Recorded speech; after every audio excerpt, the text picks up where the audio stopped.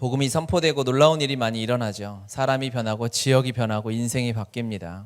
그런데 오늘 말씀에 보면 19절 다시 한번 제가 읽어보면요. 또 마술을 행하던 많은 사람이 그 책을 모아 가지고 와서 모든 사람 앞에 불사르니 그 책값을 계산한 즉 은 5만이나 되더라 라고 이렇게 나와 있습니다. 이 은 5만을 NIV에서는 드라크마라고 이렇게 번역해 놨어요. 그러니까 한 드라크마는 보통 지금으로 그 당시에 일반 노동자의 하루 일당 정도였습니다. 그러니까 5만 드라크라면 은 5만이면 5만 일에 해당하는 일당인 거예요. 그러면 몇 년이죠? 5만 나누기 365 하면 몇 년이 나오잖아요. 빨리 하세요. 136점 몇 년 나오죠. 저도 해왔어요. 그러니까 136년치 월급인 겁니다. 그러니까 하루에 뭐 그냥 계산하기 쉽게 10만 원이라고 치면 한 500억 정도 되는 돈입니다. 그러니까 엄청나게 많은 돈이죠. 어떻게 하면 이렇게 할 수 있을까? 여러분 정말 놀라운 일입니다. 평생 자기 밥 벌어먹고 살던 내 직업, 내 재산, 앞으로 대대손손 누리며 살아가야 할 모든 것을 말씀 앞에 이것이 우상이구나, 이것이 잘못됐다는 것을 깨닫고 나서 하나님 앞에 다 내어버리는데 그게 한두 푼 그냥 믿음 좋은 어떤 권사님이 집 팔아서 교회 바치는 정도 수준이 아니라 엄청난 재산과 가치를 다 하나님 앞에 불사릅니다. 어떻게 이렇게 할 수 있을까요? 바울이 복음을 전했을 때 바울이 이런 것을 기대했는지는 모르겠지만 복음이 선포되고 나서 하나님이 역사하시는데 이러한 그냥 거침없는 헌신, 뒤돌아보지 않는 결단이 하나님 앞에 있는 거예요. 어떻게 이런 일이 있을 수 있을까 생각해 봤는데 첫 번째는 이 복음을 전한 이 통로된 바울에서 이 열정이 옮겨 붙은 것이 아닌가라는 생각이 들었어요. 바울이 여기 우리가 읽은 것처럼 10절에 보니까 2해 동안 이같이 하니라고 했습니다.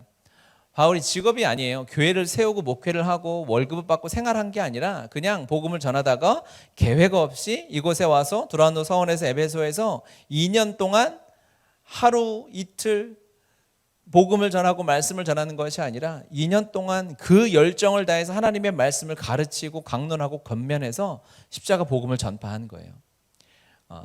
복음은 다 똑같지만 어떤 통로를 통해서 어떻게 받아들이냐에 따라서 하나님의 역사하심과 능력이 다르게 나타날 수 있구나라는 것을 깨달았어요. 바울의 열정이 대단하잖아요. 그렇죠?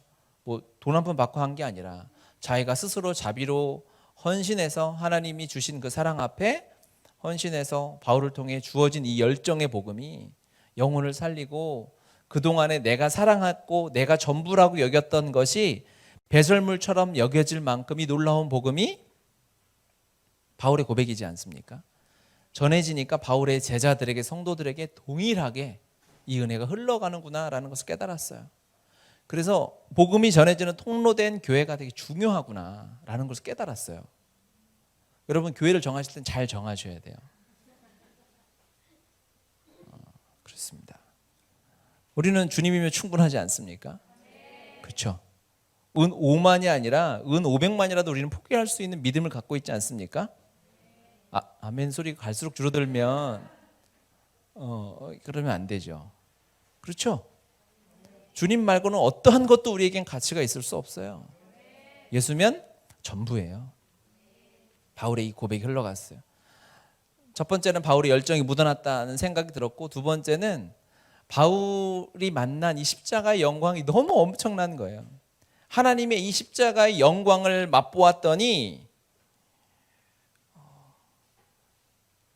이렇게 하는 것이 어렵지 않은 거죠. 결단하고 작심하고 계획표를 세워서 전 재산 내가 우상 숭배했던 모든 것을 태워버리는 것이 아니라 주님의 영광을 보고 났더니 헌신해서 가는 것이 어렵지 않은 거죠. 하나님 앞에 헌신하는 것, 결단하는 것은 굉장히 쉬운 길이고 당연한 길입니다. 길이 하나인데요. 길이 하나인데 뭘 고민을 하겠습니까? 배가 난파돼서 침몰하고 있는데 구명정이 하나 있어요. 딱 하나. 그런데 구명정이 관리를 안 해서 냄새나고 비린내가 나고 더러워요. 그러면 그것을 타는데 결단이 필요할까요? 내 옷이 더러워지는데 그럴 수 있을까요? 그럴 수 없어요. 길이 한 길이면 고민되지 않는 거예요. 십자가의 영광을 누리고 하나님의 나라의 영광을 누리고 살아가는 길은 하나밖에 없으니까 헌신과 결단이 자연스러운 것이죠. 우리가 하나님 앞에 여전히 부족하고 내가 하나님의 뜻대로 아직 살지 못한다라고 여길 때는 우리가 게으르고 너무 많이 먹고 막 이런 거를 자책하기 이전에 하나님의 영광에 주목해야 하는 거예요. 그 영광의 십자가를 제대로 만나면 주변에서 뜯어 말릴 만큼의 헌신이 우리의 삶에 나올 수밖에 없어요. 복음이 그래요. 하나님의 영광은 너무 놀랍기 때문에 그렇습니다. 하나님의 영광은 찬란합니다. 아멘. 다 동의하시죠? 그 하나님의 영광을 맛보는 거예요. 그 하나님의 영광에 내 삶이 모든 초점이 맞추어져 있어야 돼요. 하나님은 창조주 하나님이세요. 그래서 모든 만물을 보면 하나님의 창조, 당신의 영광이 그대로 드러나 있습니다. 창세기 1장 3절에 보면 같이 읽어볼까요? 하나님이 이르시되 빛이 있으라 하시니 빛이 있었고, 하나님께서 몇 천 년 전인지 몇 만 년 전인지 모르겠지만 빛이 있으라 말씀하시고 그 빛이 지금도 그대로 동일하게 있어요. 그 태양이 아직도 떠 있지 않습니까? 그 태양은 우리가 멀리 있고 그냥 해가 뜨나 보다 해가 지나 보다 이렇게 아무 생각 없이 있지만 태양에 관한 연구나 태양을 조금만 관찰해 봐도 그곳에서 나오는 에너지, 하나님의 능력은 대단한 거예요. 태양빛이 지구에 도달하는 15초 동안 도달하는 에너지만 가지고도 온 지구가 하루 종일 다 쓸 수 있는 에너지가 나온다고 하잖아요. 우리 여러분 스스로 에너지를 만들 능력이 전혀 없잖아요. 있어요? 능력이 아무것도 없어요, 여러분. 무시하는 건 아니고 사실을 얘기하는 겁니다. 우리는 에너지가 없어서 핸드폰 충전도 매일 해야지 쓸 수 있잖아요. 이걸 우리가 능력이 있어서 여기 단자에다가 내가 새끼손가락을 끼고 있어서 에너지가 나가 얼마나 좋아요. 근데 우리 핸드폰 충전할 에너지가 하나. 얼마 전에 제가 GS25를 갔는데 배터리가 없어가지고 5% 이하 되니까 화면이 어두워지대요. 근데 카드가 하나도 없어가지고 이 페이로 결제하려는데 5% 이하면 결제가 안 되는 거예요. 그러더니 그 알바하시는 그 청년이 저를 쳐다보더니 굉장히 거지 같은 눈으로 5%도 없냐 이런 표정으로 들어오시라 그래가지고 그 카운터에 이거 끼는 게 있더라고요. 그걸 끼니까 또 화내져가지고 카운터에 처음으로 들어가 봤어요. 그래서 지문 이렇게 해가지고 커피 하나 사가지고 나왔는데, 하나님의 영광은요, 여러분 태양은 하나님이 있으라 얘기하시고 지금까지 동일하게 한 번도 흔들림 없이 변함없이 하나님의 말씀과 명령에 순종해서 그대로 있어요. 창조가 다 그래요. 물이건 바다건 공기건 하나님의 계획 안에 그분의 말씀 한마디에 전적으로 순종하고 있습니다. 하나님의 영광이 찬란하게 빛나고 있는 것이죠. 하나님의 영광은 또 무엇을 통해 알 수 있냐면 하나님의 성품. 첫 번째는 우리가 순모임 교제에서 우리가 하나님의 성품 7가지를 나누지 않습니까? 그런 게 있어요. 다시 한번 교제를 봐야 되는데, 첫 번째가 창조주 하나님입니다. 그렇죠. 하나님은 창조하신 하나님입니다. 그리고 하나님은 전능하시고 전지하신 하나님이세요. 전지전능하신 하나님. 모든 일에 하나님의 완전한 지혜가 드러나는 거예요. 그렇기 때문에 내가 실수한 것 같고 내가 넘어진 것 같다 해도 하나님의 그 계획하심이 완전히 역전시켜서 하나님의 계획을 이뤄내시는 거 아니겠습니까? 요셉의 삶을 보면 잘 알 수 있죠. 요셉이 이끌려 애굽에 내려가매 바로의 신하 친위대장 애굽 사람 보디발이 그를 그리로 데려간 이스마엘 사람의 손에서 요셉을 산이라. 아멘. 야곱이 12아들이 사이가 안 좋았잖아요. 그런데 하나님은 그때부터 무엇을 계획하고 계셨을까요? 이스라엘의 구원을 계획하고 계셨어요. 가뭄이 올 것이고 그들이 살아야 하는데 이스라엘의 총리를 어떻게, 그 애굽의 총리가 어떻게 되겠어요? 이스라엘 사람이 무슨 좋은 대학 가서 법대 나오면 그것이 가능하겠습니까? 이스라엘 사람들이 꿈꿀 수 없는 자리예요. 사람의 지혜로 이스라엘 모든 민족이 단합해서 우리가 한 명만 저기 애굽에 취직시켜가지고 나중에 혹시 가뭄이 올 때 우리 도와주자라고 지혜를 모아도 불가능한 일이에요. 그런데 하나님은 하나님의 완전하신 지혜로 저렇게 됐으니까 요셉의 형들이 잘한 짓일까요? 그건 아니죠. 요셉의 형들은 엄청난 실수를 저지른 거예요. 그런데 하나님은 전능하신 거예요. 인간의 실수, 하나님의 계획을 이루는데 전혀 문제가 되지 않아요. 하나님의 전능하심으로 미리 다 알고 계시는 전지하심으로 요셉의 자녀들이 치명적인 실수를 저질렀지만 하나님은 그것을 역전시키셔서 그것을 지름길로 만들어 보시는 거예요.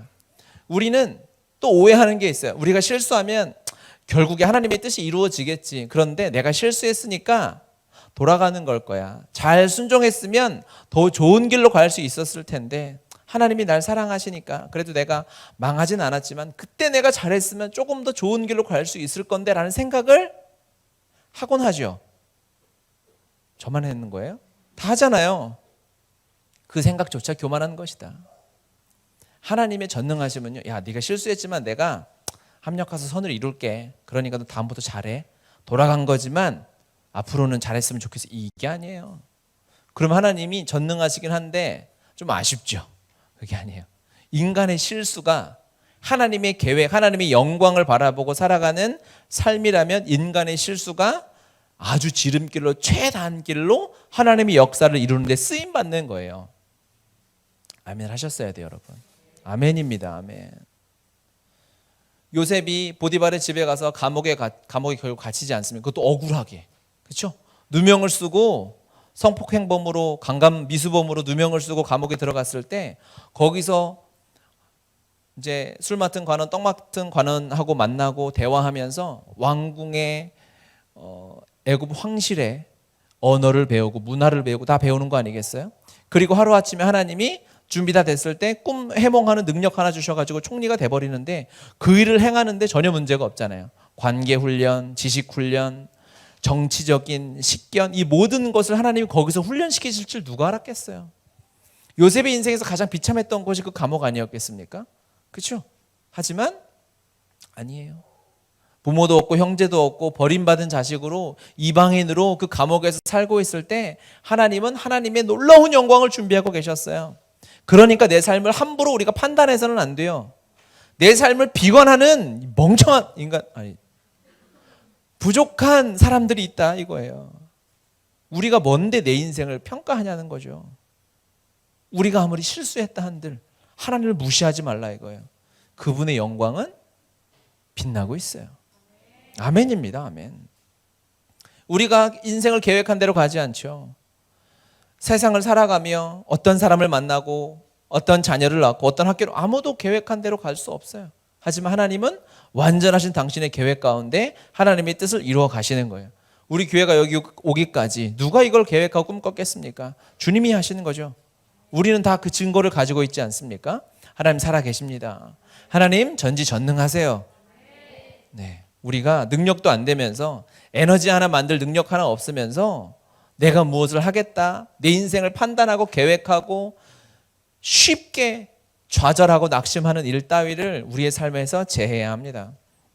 그리고 하나님의 그 영광은 언제 또 드러나냐면 하나님의 거룩하심으로 드러납니다. 하나님은 거룩한 하나님이세요. 아멘이죠. 우리 이사야서 우리가 요즘에 큐티하고 있잖아요. 제가 반의도적으로 항상 큐티 말씀을 설교 시간에 인용하려고 합니다. 왜냐하면 말씀도 많지만 우리가 같이 아는 이 공통 분모의 말씀이 있으면 말씀이 더 이해가 잘 가잖아요. 말씀을 같이 한번 읽어볼까? 저런 말씀이 있었나?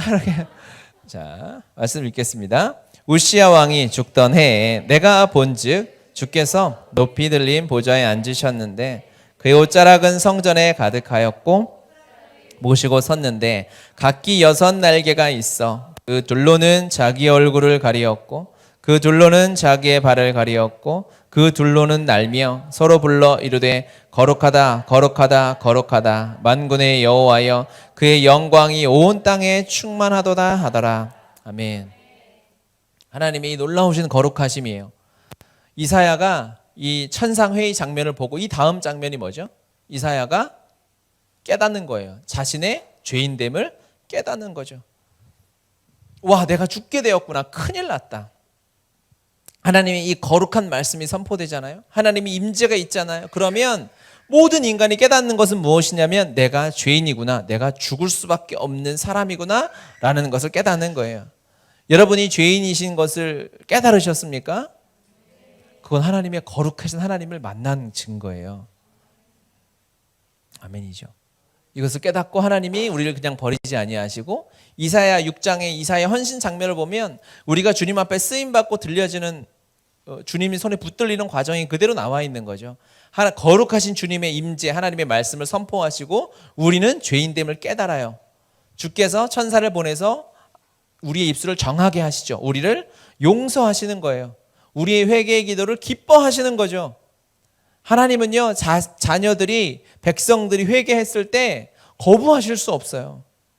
하나님의 속성상 그분이 거룩하시기 때문에 그래요. 거룩은 죄를 용납하실 수 없어요. 아멘이죠.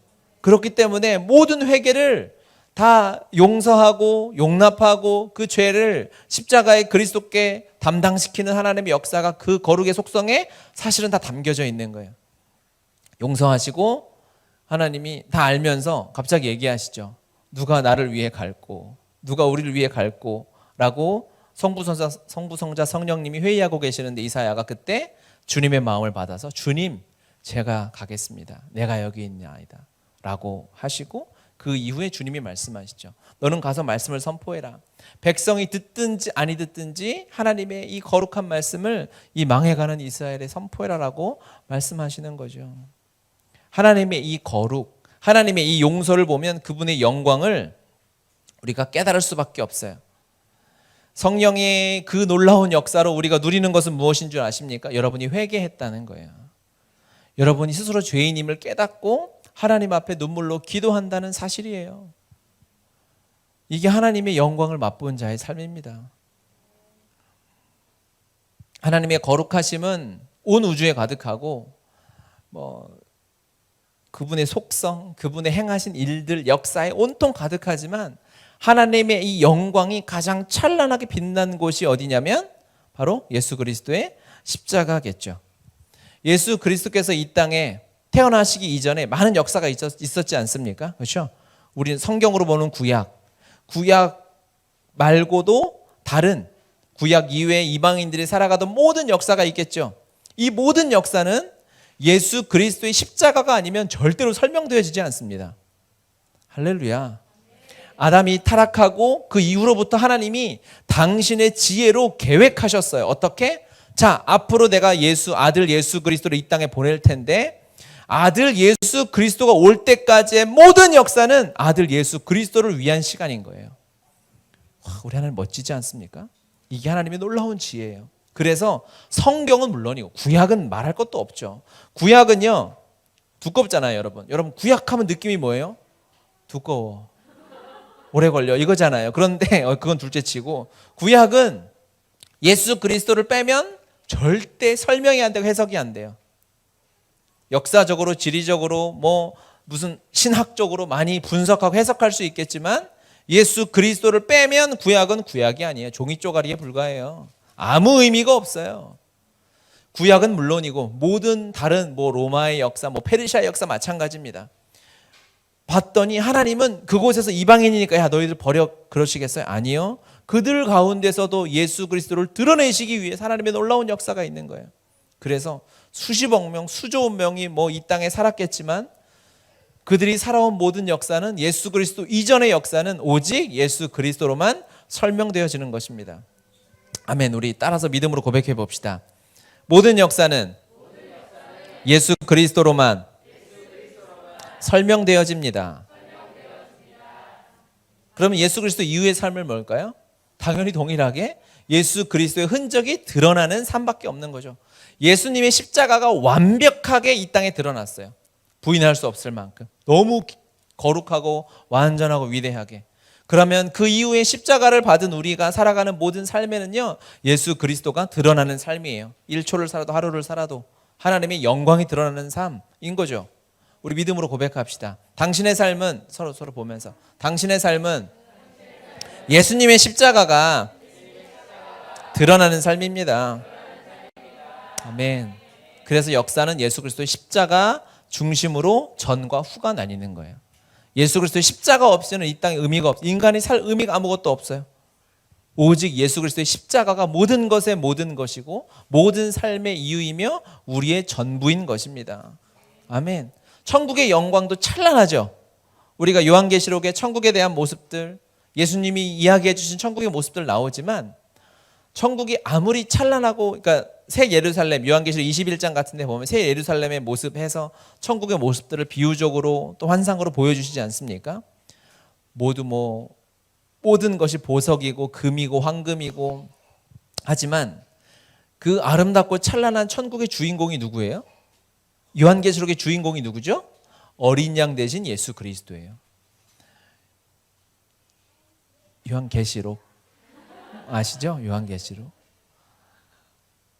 세상의 모든 화려함과 권력과 부는 다 담아놓은 것 같은데 그곳의 주인공은 어린 양 대신, 너무나 초라하고 어린 양은 능력이 하나도 없어 보이지 않습니까? 그게 한편 이해가 가요. 희생 제물이시고 거룩한 순결한 제물로 예수 그리스도의 모습도 있지만 세상에서 가장 연약한 모습으로 예수 그리스도를 천국의 상징으로 둔 것도 이해가 가요. 만약에 예수님마저 거기서 위대한 왕으로 정말 우리가 이해하는 찬란함으로 표현했다간 다른 모든 것이 빛을 발하고 초라해져 가지고 보석이고 금이고 다이아몬드가 다 창피해 가지고 빛을 잃어버릴까 봐 저는 그렇게 생각을 그렇게 했다는 거죠. 이 십자가의 영광은 놀랍습니다. 여기에 이 복음의 영광이 스치기만 해도 인생이 바뀌는 거예요. 이것을 보고 만나고 깨달으면 그 이전과 십자가 이전과 같은 삶을 살 수 없는 거죠. 제가 2008년에 이 복음의 정통으로 만난 건지 모르겠지만 스치긴 스친 것 같아요. 그리고 인생이 달라졌어요. 십자가 말고 내 삶의 이유가 아무것도 없다라고 담대히 고백할 수 있게 됐고, 물론 중간에 넘어지고 깨지고 실패하는 과정들이 너무 많았죠. 지금도 동일하게 그 과정을 살고 있지만 십자가의 그리스도를, 나와 함께 죽으시고 나와 함께 부활한 예수 그리스도를 만난 이후로 오직 십자가, 그 십자가의 복음의 영광, 그거 하나면 충분한 인생으로 주님이 바꾸셨어요. 우리가 지난주에 헤브론 캠프를 했습니다. 그렇죠? 그래서 제가 저희 교회에서도 복음학교를 하고 십자가 복음을 전하지만 주로 저는 이제 복음을 최근에는 설교자로 전하는 자리에 있었고, 아니면 그 전에 훈련 받을 땐 주로 듣거나 그랬는데, 이번에 이 복음 캠프를 섬기면서 제가 했던 일은 아이들 밥을 먹이는 거였어요. 그리고 설거지하고 바닥을 닦고 청소하고 화장실을 돌보는 일이었어요. 그러니까 실제로 복음 강의를 별로 듣지를 못했어요. 우리는 복음하고 예배하면은 막 듣고 은혜 받고 마음이 뜨거워지고 생각하지만 이 복음이 선포되는 이 과정 가운데 제가 직접적으로 말씀이 선포되는 이 일에 참여하지 못했지만 이 복음 캠프를 섬기면서 주신 주님이 은혜가 너무 큰 거예요. 너무 기쁜 거죠. 애들이 초등학교 4학년부터 있으니까 어린아이들 아직 잘 이렇게 그렇잖아요. 그래서 있으니까 말을 다 못하겠는데 하여튼 막 밥을 먹는데 막 애들이 흘리고 막 먹어요. 뭐 카레 같은 거 흘리면 노래지잖아요. 또 그런데 가뜩이나 노란데 말해가지고, 그런데 아이들이 흘린 바닥에 음식물 쓰레기를 닦으면서 너무 영광스러운 거예요. 십자가 복음이 선포되어지는, 다음 세대에게 복음이 전해지는 과정에 내가 거기 꼽사리 껴서 내가 들어갈 수 있었다는 사실이 너무 감사한 거죠. 복음을 강의를 듣지 못했어요. 멀리서 중간중간 듣고 스킷을 보고 했던 거 말고는 주로 청소하고 설거지하고 간식 준비하고 밥 실어다 놔려고 했던 것밖에 없지만 복음의 영광에 참여시켜 주신 하나님의 은혜가 너무 큰 거예요. 제가 십자가에서, 제가 전도사 때 예수 그리스도의 십자가를 부딪히고 나서 지옥에 갈 수밖에 없는 사람이라는 것을 깨닫고 하나님 앞에 제가 웃으면서 하나님 앞에 했던 고백이 아직 그 장면이 생생하거든요. 아, 하나님, 제가 지금 전도사인데 제가 좀 있으면 지옥에 가겠군요 라고 고백할 수밖에 없었어요. 그때 주님이 내 마음 안에 이 선고된 절망이 내 마음에 오래 있는 것조차 용납하시지 않더라고요. 그래, 네가 지옥에 갈 인생인 건 맞지만 내가 널 그냥 두지 않을 거야. 너 죽어야 되는데 너 혼자 죽게 만들지 않고 예수 그리스도 함께 죽게 하고 예수 그리스도 부활하실 때 너 함께 부활해서 이제 너 하나님의 자녀로 살 거야. 라고 저에게 말씀하셨어요. 그때 그 구원의 감격, 와, 내가 하나님의 자녀로 다시 살아갈 수 있구나 라는 그 감사의 감격이 너무너무 감사해서 눈물밖에 나지 않았죠. 그때 주님 앞에 드렸던 고백이 있어요. 이번에 복음 캠프를 섬기면서 주님이 그 고백을 생각나게 해주시더라고요. 제가 전도사였고 신학을 졸업한 상태였는데, 주님, 제가 앞으로 이 하나님의 은혜를 걷어찬 배신자로 가룟 유다, 저의 죄와 비교하면 가룟 유다는 될 것도 아닌 거죠. 이렇게 비참하고 비통하게 살아왔던 인생을 용서하시고 구원해 주셨는데, 저같이 이 더러운 과거를 가지고 있는 자가 사역자로 살아가는 건 주님 면목이 없습니다. 그건 불가능한 일이고, 주님, 혹시 주님이 허락하신다면 교회 구석에서 청소를 비하하는 건 아닌데 청소하는 자리라도, 빗자루 쓰는 자리라도 허락해 주시면 저는 그렇게 교회를 섬기고 싶습니다라고 제 마음에 전심의 고백을 드렸어요. 주님이 그 고백을 기뻐해 주셨어요. 받아주셨어요. 그게 저의 고백이었고, 하나님이 영광을 맛보고 십자가의 은혜를 맛보았더니 그동안에 누렸던 세상에 추구했던 돈, 명예, 인기, 사람, 어떠한 것도 의미가 없어지는 거예요. 그게 깨달아지더라고요. 은 5만을 버릴 수 있는 거예요. 5만이 문제겠어요? 있는 거 다 버릴 수 있죠. 십자가 영광이 내 눈앞에 있는데, 나를 위해 죽으신 하나님을 만났는데 어찌 어떠한 것이 내 삶에 아깝겠습니까? 그때 주님이 말도 안 되게, 그래, 너 그런 교회 청소를 해라. 너는 과거가 화려하니까 너는 사역자는 안 돼. 이미 너는 앞에 나서기엔 얼굴이 너무 까매. 이렇게 하시면 안 될 텐데, 뭐 그래도 괜찮은데, 주님이 다시 저를 처음 부르셨던 북한 선교로 불러주셔서 지금 그 은혜로 살고 있죠. 주님의 영광을 맛보는 삶으로 가야 합니다. 여러분, 하나님의 이 십자가 복음의 영광을 맛보면 구할 것이 없어요. 기도 제목이 사라져요. 예수면 충분해요. 내 안에 답답하고 억울한 것이 있다면 내가 만났던 예수 그리스도의 십자가가 내 안에 불타지 않을 때 열받는 거예요. 이 영광을 볼 수 있는 만원경을 하나님이 허락해 주셨어요. 그것이 뭐냐면 하나님의 말씀입니다. 하나님의 말씀을 가지고, 이 성경을 가지고 우리는 무엇을 해야 하느냐? 십자가를 바라봐야 하는 거예요. 십자가를 보는 유일한 안경이, 통로가, 창문이 하나님의 말씀인 거예요. 이 성경을 왜 주셨겠어요? 우리 마음에 위안을 삼으라고, 마음 평안하라고, 정신 통일하고, 말씀 잘 읽으면 너 복 받을 수 있을 거야, 이딴 소리를 하라고 성경을 주셨겠어요? 아니에요. 성경은 오직 예수 그리스도의 십자가를 바라보고 그 은혜를 누리며 살아가라고 우리에게 주신 통로인 줄 믿습니다.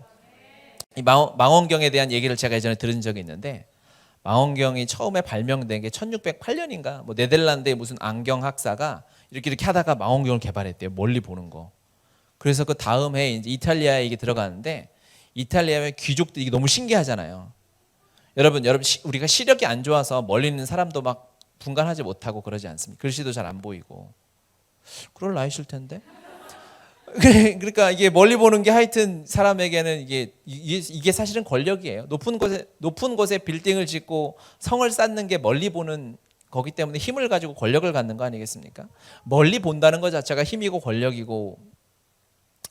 그런데 이탈리아 귀족들이 이걸 갖고 한 거예요. 그래서 막 적들을 멀리 막 관찰하기도 하고. 그러다가 이제 이걸 가지고 이 귀족들이 사람이 하여튼 음란하게 타락해가지고 막 다른 집을 막 이렇게 아낙네들을 쳐다보고 이런 일을 많이 했다 그래요. 만원경이 이 발명이 되고 나서 엄청난 발명품 아니겠습니까? 그런데 이걸 가지고 막 자기 싸우고 권력을 세우고 귀족들의 군대를 튼튼히 하고, 그리고 괜히 뭐 남의 집 쳐다보고 이러한 쓸데없는 도구로만 썼던 거예요. 그런데 한 사람, 우리가 아는 갈릴레오인가요? 그 사람이 이걸 가지고 하늘을 봤다네요. 하늘을 봤는데 목성이 있는데 목성 주위로 그 위성 4개가 도는 걸 발견하고 깜짝 놀란 거예요. 그 당시는 뭐죠? 천동설이잖아요. 지구 중심으로 모든 별이 다 도는 건데, 그거를 봤더니 그 기석이 깨진 거예요. 깨달은 거죠. 아, 이게 뭔가 잘못됐구나. 그리고 이 갈릴레이 이후에 과학이 완전히 새로워지잖아요. 교황청이 난리를 치고 했지만 결국 그게 사실임이 드러나지 않습니까? 그렇죠? 이 제대로 된 이 좋은 도구를 가지고 사람들은 자기 권력을 쌓거나 자기 쾌락을 채우는 데 쓰는 경우도 있어요. 그런데 이 만원경을 제대로 하늘을 바라봤더니 역사가 완전히 과학이 바뀐 거, 인류 역사가 새로워지는 일에 쓰임받게 되는 거죠. 주님의 말씀은 우리 왜 주셨을까요? 마음에 큰 위로도 됩니다. 그렇죠? 병 치료도 돼요. 어떤 사람이 난 불면증 성경 때문에 나왔다 이런 사람도 있더라고요.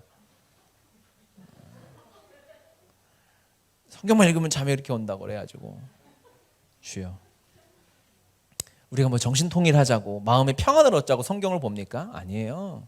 성경은 하나님이 놀라운 영광, 보고 봐도 오늘 보고 내일 보고 아침에 보고 저녁에 봐도 질릴 수 없는 이 십자가의 영광을 누리는 유일한 안경이고 통로이고 창문이 하나님의 말씀인 줄 믿습니다. 이 십자가를 부딪히면 이 십자가의 영광을 맛보고 스치기만 해도 그 이전의 삶으로 살아갈 수 없어요. 이 영광은 놀라워요. 주님은 영광을 받으실 수밖에 없어요. 하나님의 성품이요. 우리 하나님께 영광 돌리잖아요. 그렇죠? 그거 하잖아. 하나님께 영광의 박 돌립니다 하잖아요. 당연히 해야죠. 그런데 우리가 하지 않아도 주님은 돌이라도 들어서 찬양받게 하신다고 해서 그 뭘까요? 하나님의 성품, 하나님의 영광이라는 것은요. 주님은요. 이 영광을 다른 사람에게 다른 우상에게 허락할 수 없어요. 허락이 되어지지 않아요. 우상 막 이방 섬기는 사람들이 하는 것 같죠? 하나님 그거 허락하실 수 없어요. 결국에는 하나님이 영광을 받으시도록 역사하시는 거예요. 여러분의 삶을 주님이 왜 붙들고 계시는 줄 아십니까? 주님이 영광 받으시기 때문이에요. 말씀 같이 한번 읽어볼까요? 나는 여호와이니 이는 내 이름이라. 나는 내 영광을 다른 자에게 내 찬송을 우상에게 주지 아니하리라. 아멘이죠. 아멘입니다. 아멘. 하나님은요 영광을 허락하죠. 다른 곳에 허락하지 않아요.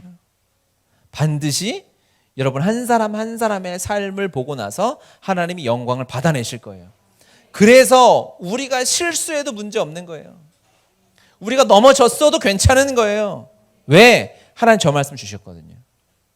여러분의 삶이 끝나고 지금 결론 내지 말라는 거예요. 지금 내가 나이가 20이고 30이고 40이고 50이고 60인데 여기서 결론 내면 내 인생 이거밖에 안 돼. 그러한 쓰잘데기 없는 교만한 짓 하지 말고 내 인생이 끝나고 났을 때 하나님의 말씀에 비추어서 내 삶을 그대로 보면 무슨 결과가 나올까요? 우와! 주님의 영광이 그대로 드러나는구나.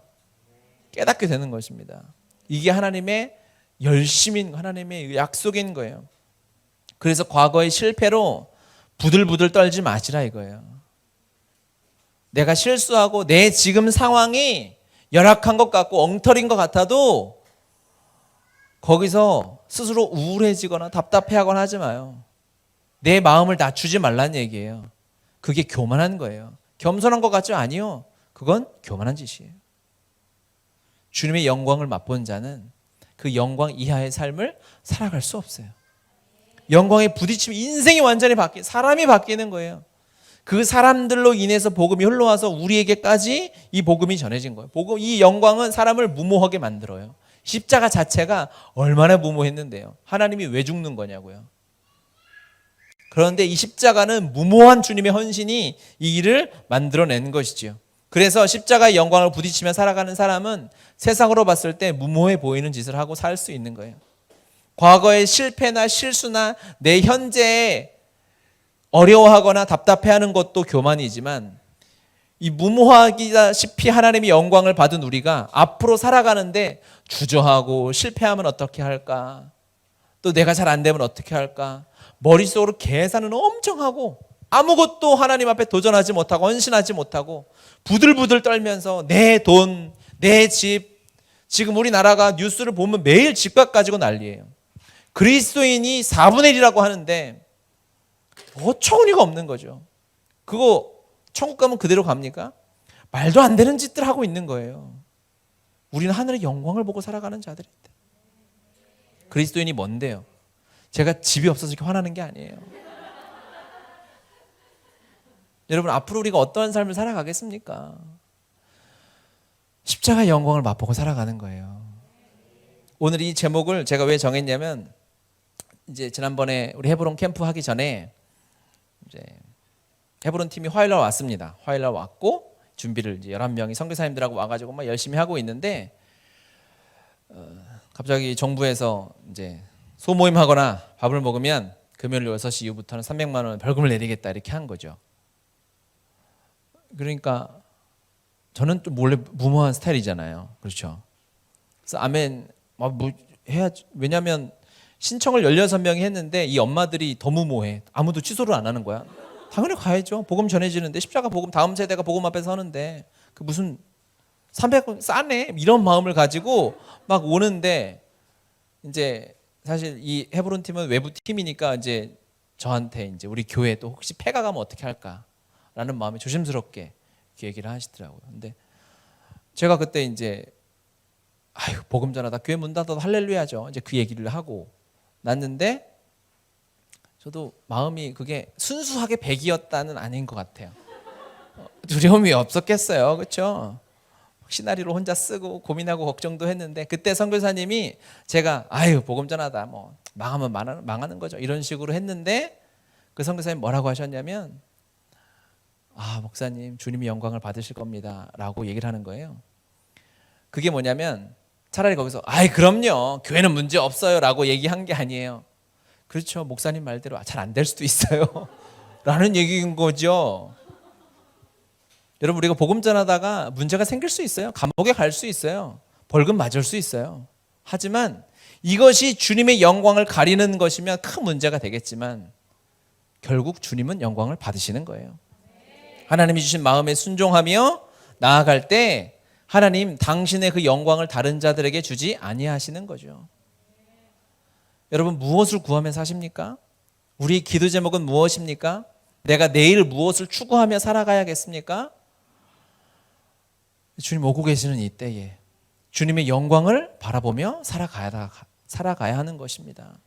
그 영광에 사로잡혀 살아가는 사람들이 그리스도인인 거예요. 선교사님들이 한국에 많이 들어와 계시죠. 그런데 잠깐일 줄 알았는데 길어지니까 제가 교제하는 몇몇 선교사님들이 막 빨리 가야 되는데 말을 하시는 거예요. 그래서 무슨 소리냐 지금 한국이 제일 안전하잖아요. 우리는 되게 위험한 데 살고 있는 것 같죠. 우리는 확진자 지역 감염자 11명, 12명, 50명 넘으면 큰일 났다. 근데 미국은 하루에 6만 명, 7만 명 이렇게 나오고 있어요. 그런데 그 선교지로 의료가 열악한 곳으로 이제는 다시 가야 되겠다는 말들을 많이 하시는 거예요. 무모한 거죠. 그런데 혹시 내가 병에 걸리더라도 선교지에서 아파야지. 아직도 코로나 현지에서 들어오지 않는 선교사님들도 많이 계시다고 제가 말씀드렸죠. 현지인들이 이렇게 아파하고 있는데 나 혼자 어떻게 그렇게 편안하게 사느냐, 나 혼자 어떻게 안전한 곳에 가서 사느냐라고 얘기하시는 분들이 많아요. 아주 정신이 나갔죠. 주님의 영광 앞에 어떠한 것도 삶의 이유와 같이 두려움이 될 수 없는 거예요. 오직 십자가 복음이 전해지는 현장, 그 삶을 동일하게 살아내는 것이 그리스도인이 꿈꿔야 될 삶일 줄 믿습니다. 주님이 오고 계시면 우리는 주님께 달려가야죠. 주님 오시는 그 시간을 단축하라. 사랑하는 주님을 다시 만날 때 우리는 달려가는 모습으로 주님 앞에 섰으면 좋겠습니다. 함께 찬양하고 우리 함께 기도합시다.